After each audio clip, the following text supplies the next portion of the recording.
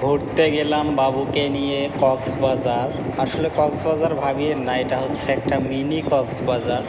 এটা হচ্ছে আমার গ্রামেই অপরূপ সুন্দর দেখতে। দেখছেন কত সুন্দর, পানিগুলো শুকিয়ে গেছে। কয়েকদিন আগে বন্যা ছিল, ভরে গেছিল, নদী একদম ভরে গেছিল।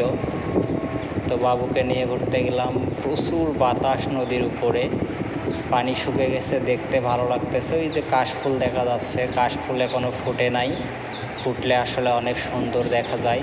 অনেক দূর দূরান্ত থেকে মানুষ ঘুরতে আসে এখানে। ওই যে কাশফুল দেখা যাচ্ছে।